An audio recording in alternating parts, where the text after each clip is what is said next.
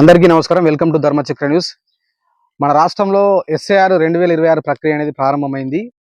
మన ఓటు పరిరక్షించుకోవడానికి ఎంతో సలహాలు, సందేహాలు, అందరిని అడగడము, వీడియోలు చూడడము, ఎలక్షన్ కమిషన్ ఆదేశాలు చూడడము, సెర్చ్ చేయడం యూట్యూబ్‌లో ఇంత పకడ్బందీగా అందరూ భయభక్తులతోని మరి అప్రమత్తంగా ఉంటున్న క్రమంలో ఒక గ్రామం మాత్రము అసలు ఈ సార్ ప్రక్రియ, ఎన్టీఆర్ ప్రక్రియ మాకు వద్దే వద్దు.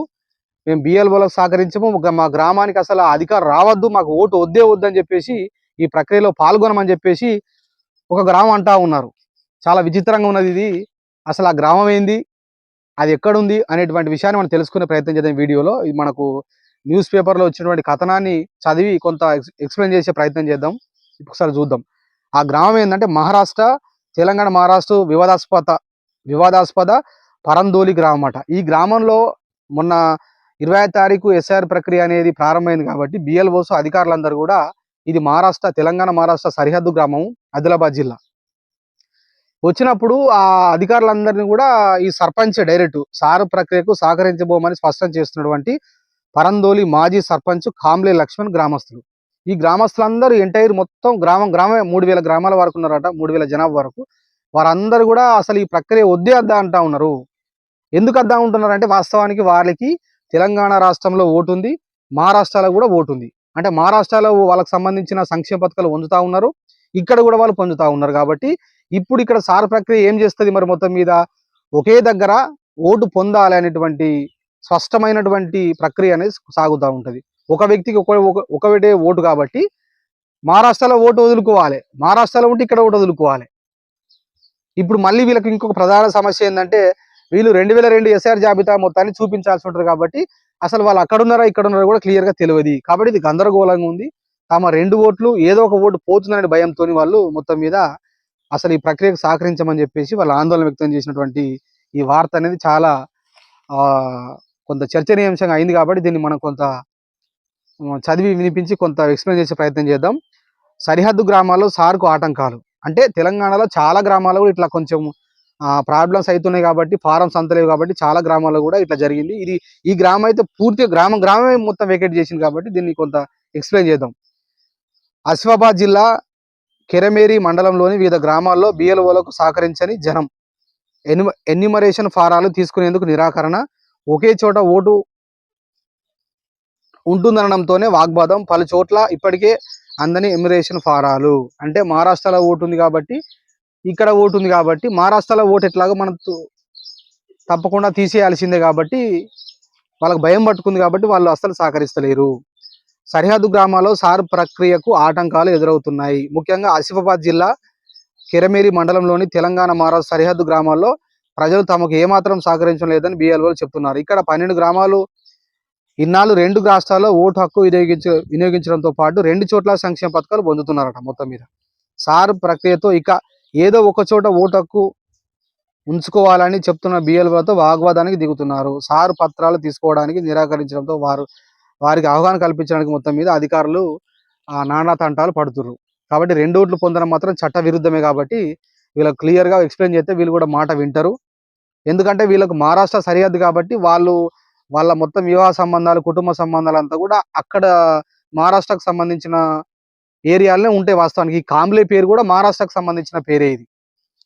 అంటే మహారాష్ట్రకు సంబంధించిన మొత్తం బంధుత్వాలు, వివాహ సంబంధాలు ఉంటాయి కాబట్టి చాలా మంది అక్కడ కూడా ఓటు ఉండడం జరిగింది.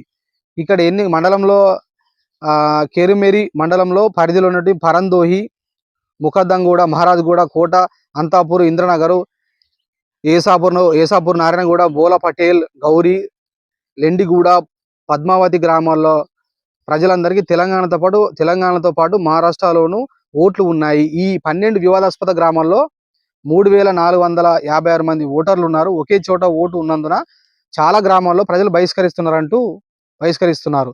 పరందోలి, ముఖద్దంగూడ, కోట, లెండిగూడ గ్రామాల్లో నాన్ ట్రైబల్స్ సార్ ప్రక్రియను అడ్డుకుంటున్నారు. గిరిజనేతరులకు 2014 ముందు ఇక్కడ పహానీలకు రద్దు చేయడం వల్ల ఇక్కడ ఏం జరిగింది, వాస్తవానికి ఇక్కడ చాలా కీలకమైన విషయం ఏంటంటే, గిరిజనేతరులకు అంటే గిరిజనులు కాకుండా ఉండేటువంటి వాళ్ళందరూ కూడా 2014 ముందు ఇచ్చినటువంటి పహానీలకు రద్దు చేయడం వల్ల రుణాలు, రైతు బంధు, బీమా వంటి స్కీములు, ఇంకా మోడీ పైసలు కూడా అందడం లేదని ఇరు రాష్ట్రాల అధికారులు వచ్చి తమ సమస్యను పరిష్కరించాలని కోరుతున్నారు. లేకపోతే సారు ప్రక్రియకు సహకరించబోమని అంటున్నారు. ఒకే చోట ఓటు నమోదు చేసుకుంటే ఒకే రాష్ట్రం చెందిన పథకాలు అందుతాయని ఆ గ్రామ ప్రజలు అసంతృప్తి వ్యక్తం చేస్తున్నారు. వారికి అవగాహన కల్పించేందుకు పాల్గొనేలా అధికారులు నచ్చ చెప్తున్నారు. మొత్తం మీద వీళ్ళందరికీ కూడా కొంచెం కౌన్సిలింగ్ ఇవ్వకపోతే కనుక వీళ్ళు వినే ప్రసక్తి అయితే లేదు. అయినప్పటికీ ఈ ప్రక్రియలో పాల్గొనకపోతే కనుక ఇప్పుడు మనకు 31వ తారీఖు వరకు ఈ జాబితా మొత్తం ఫైనల్ అవుతుంది కాబట్టి, ముసాయిదా జాబితా ఫైనల్ అవుతుంది కాబట్టి ఆ జాబితా డ్రాఫ్ట్లో వీళ్ళ పేర్లు అయితే ఉండయి. మరి ఇప్పుడు ఎన్యుమరేషన్ ఫామ్ తీసుకొని ఇక్కడ ఫిలప్ చేయకపోతే కనుక ఉండయి. ఫిలప్ చేస్తే మహారాష్ట్రలో ఓటు పోద్దని వీళ్ళ భయం పట్టుకున్నది. ఫిలప్ చేయకుండా ఉంటే మొత్తం మీద ఓటు పోతుందని కూడా వీళ్ళకు ప్రమాదం ఉందని కూడా క్లియర్గా చెప్పాలి. దాంతోపాటు డిమాండ్ ఏమిటి, వీళ్ళు 2014 ముందు ఇచ్చినటువంటి హామీలు గిరిజనేతరులకు, ఇక్కడ గిరిజనేతలు చాలా మంది గిరిజనేతరులే ఉన్నారు ఈ గ్రామంలో. మరి వీళ్ళకి ఏం చేసిరు, పట్టాలు పహానీలు మొత్తం మీద అక్కడ ఇది అటవీ శాఖకు సంబంధించిన భూములు ఉంటాయి కాబట్టి వాళ్ళే దున్నుకుంటా ఉంటారు కాబట్టి అటవీకి సంబంధించిన చట్టాలు కూడా ఉన్నాయి కాబట్టి ఏం చేసిరు, ఆ చట్టం ప్రకారం ఎట్లో మరి మొత్తం మీద ఆ పట్టాలు రద్దు చేసిరు గిరిజనేతరులకు. అంటే గిరిజనులకే పొందాలేస్తుంది కాబట్టి గిరిజనేతరులకు రద్దు చేయడం జరిగింది.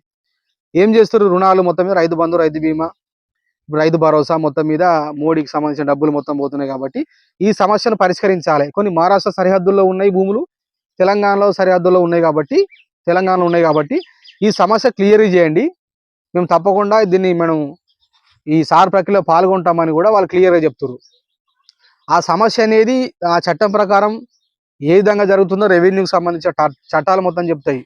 ఆ సమస్యను అడ్డుపెట్టుకొని ఈ ప్రక్రియలో పాల్గొనకపోతే కనుక మొత్తం మీద వీళ్ళు ఈ ఎస్ఆర్ జాబితాలో ఓటు కోల్పోయే ప్రమాదం అయితే ఉంది. మహారాష్ట్రలో వాళ్ళు అక్కడే ఓటర్గా ఉంటారు. అక్కడ ఉన్నా కూడా మరి అక్కడ ఎన్టీఆర్ సార్ ప్రక్రియలో మళ్ళీ అక్కడ కూడా మరి జాబితా మొత్తం చూపించాలి. మరి ఇక్కడ వాస్తవం అయితే కనుక అక్కడ కూడా ఓటు కోల్పోయే ప్రమాదం ఉంది. కాబట్టి 2 దగ్గర ఓటు కోల్పోయే ప్రమాదం ఉంది.